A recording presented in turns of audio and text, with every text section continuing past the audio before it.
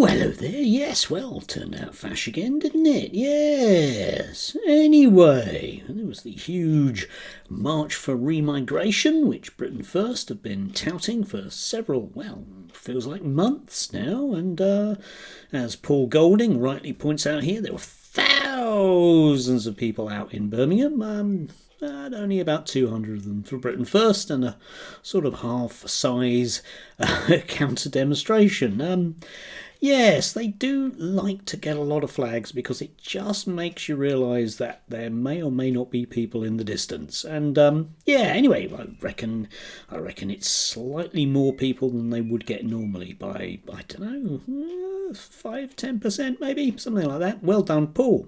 But the problem for Paul and Britain First and all the rest of those kind of organisations is that their clothes have very much been stolen by events, dear boy, events in the mainstream media. And it was very much on show this weekend because we had Alison Pearson, who is now doing second-hand victimhood on behalf of Lucy Connolly, because of course Alison was very much being patriotic in her slippers and dressing gown when the coppers came to call for a tweet that she did, and she's still smarting about that because of course coppers should be out catching real criminals, not people that stir up racial hatred. Obviously not. It's not a crime. Well, okay, yeah, it is a crime, but it just shouldn't be. So, so last week we had the edifying spectacle of various people turning up to skirt on even her coattails, which is saying something. I do like Toby Young here, Lord Young boy's looking, well, unhappy, and you can see that in the background there's a certain ex-GB News guy who looks very happy, because of course he is, because he's going to get that interview when she comes out. But it's worthwhile thinking a little bit about Lucy Connolly, because a lot of the stuff that's out there just simply says she's a victim. And I'm not entirely convinced. I mean, you can shoot me down in flames about that, but I'm entitled to have an opinion based on the evidence that's presented to me. If you actually look at the judge's comments in terms of the written statement that was released upon her prosecution, we get this.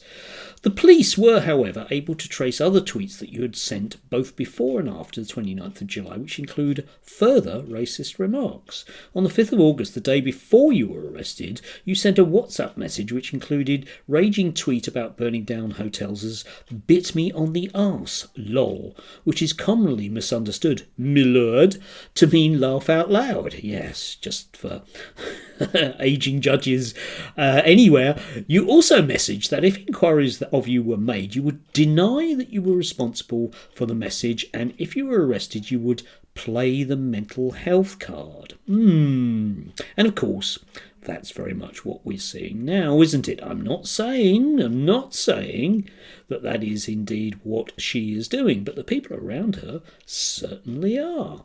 I have to apply the Sentencing Council guidelines for this offence. Yes, now you'd be reading various stuff in various media about how dreadful the judge is, but the judge was simply applying the rule of the law because, drumroll, that's what they do. If you don't like it, I don't know, just appoint different judges. You can do that, but as I always point out to people, there was a large number of trials after the Second World War in Nuremberg about such people who decided that they were going to simply follow a party line. It's not a good idea. I have to apply the Sentencing Council guidelines in this offence. In relation to your culpability, this is clearly a Category A case, as both prosecution and your counsel agree, because you intended to incite serious violence, which was the offence which she pleaded guilty to. Let's carry on, shall we? Because, of course, she was hoodwinked, according to a lot of people, like Alison Pearson, and no doubt like Toby Young et al. But nevertheless, she employed counsel and they advised her to do what she did, probably sensibly. There is no recent psychiatric evidence, and whilst you may well have understood the grief of those who suffered your own tragic losses in Southport, you did not send a message of understanding and comfort, but rather of an incitement to hatred, which is where she broke the law. There is no evidence of any mental disorder having any material effect on you committing this offence. Yes, indeed. Despite the fact that all the stuff you'll read in the media about, oh, isn't it dreadful, poor woman, oh, a long time ago, and she had this, and oh, she's still suffering. But there's no evidence of that. Her counsel, if they're oval, didn't submit anything effectively, which leads me to believe, I might think, especially in a serious case like this, that there isn't any. I don't know. Again, prove me wrong. But it's about proof. This isn't about an opinion. You can agree with Lucy Connolly if you don't really like brown people, and you don't really mind if they get burnt out of the hotels they're living in, or indeed if they die. That is your opinion. But it is nevertheless an opinion, and we are dealing with the law. Similarly, whilst I accept you regret your actions, and I have been referred to messages in which you say that you disagree with racism and violence, it is clear from the evidence of your own words in the days following your actions that you said to the police and what you said to the probation officer that you have little insight to or acceptance of your actions. Yes. Now, I'm sure she's very unhappy now because she's been banged up, as indeed is anyone that gets banged up. But the idea of being banged up is it gives you that sort of nice time to sort of reflect on maybe why you shouldn't do what you do. Again, you're allowed to hold any opinion you want about anybody you want. That's the way the world works. But if you start to take moves towards doing something else, it becomes a criminal offence. That's the material reality of what we're dealing with here. I have to balance all these factors. The minimum sentence after a trial would have been 3.5 years imprisonment.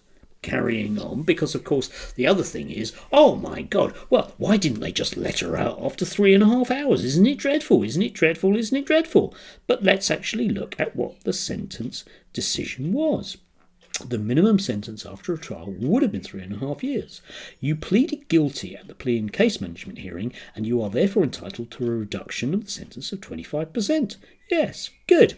The sentence on count 1 is therefore one of 31 months imprisonment. You will serve 40% of that sentence. Right, now you can do the maths on that and figure out why exactly we are now therefore at the point whereby we are looking into whether or not she should be released. This is exactly the law being played out as it stands. When you are released, you will remain on licence for the balance of the sentence, and if you fail to accord with the terms of the licence or commit any further offence, you can be returned to serve the balance of your sentence. Yes, that's the actual nuts and bolts of this, taking all of the emotive stuff around it, because the emotive stuff around it is people that, they appear to be concerned not so much about Lucy Connolly and her daughter and her husband but rather that they want to take a particular side, if you like, in inverted commas, in and around whether or not somebody can simply incite racial hatred. And I think if you're plunking for a side, in inverted commas, that wishes to incite racial hatred, then you're a bit on dodgy ground. And I point you no further than Dan Wootton, who gets to interview Mr. Lucy Connolly, and of course Mrs. Slipper's cenotaph herself. Here he is, the UK's political prisoner, no evidence of that. Lucy Connolly has sobbed in court after revealing true toll of being jailed for over 2 years for a single tweet. Don't trust MSM coverage. Here's what just happened with Lucy's husband, Tory councillor Raymond, and the great Alison Pearson. Yes, there he is, Dan, on the coattails, nevertheless, hoping, no doubt, if she does get released, that he'll get, an exclusive interview. But I'm siding here with Jo Phillips. She did an interview on GB News, or one of her regular slots on GB News, and I very much agree with what she says. We'll see what sort of woman she is when she comes out. Indeed, I have the feeling that the evidence that there is from court that Lucy is basically just a rather nasty racist will be played out as and when she gets released. She will go and do a lot of media rounds, but only particular media where she will get a very soft touch. But I have the feeling that she will very much let the cat out of the bag.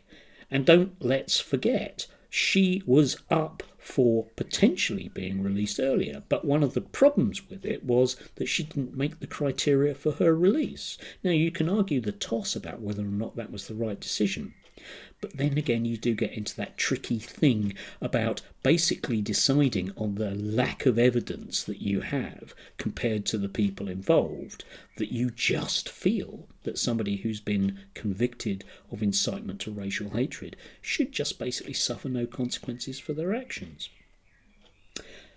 You're allowed to do that. You're allowed to do that, so long as, of course, you apply that across the board. And with so many of these people, when they say about cases like this, and they will say how dreadful it is that all of them Muslims are coming here ripping us off, all you need to do is simply, if you ever care to, mainstream journalists say, let's just take out the word Muslim and replace it with the word Jew, and then we'll see where we are. Because that's the issue. That's what racism is when you just categorically state that because somebody is of a particular skin colour that they are inherently criminal. Sorry, but that's not MLK's vision of the strength of someone's character. That is simply the colour of their skin. Anyway, do have a lovely one, and remember, you can be out there this afternoon, maybe tomorrow, whatever it might be, amongst those thousands, even if it's slightly less than that. Maybe Paul needs glasses, because he wouldn't lie, would he? He's a Christian boy. Anyway, do have a good one.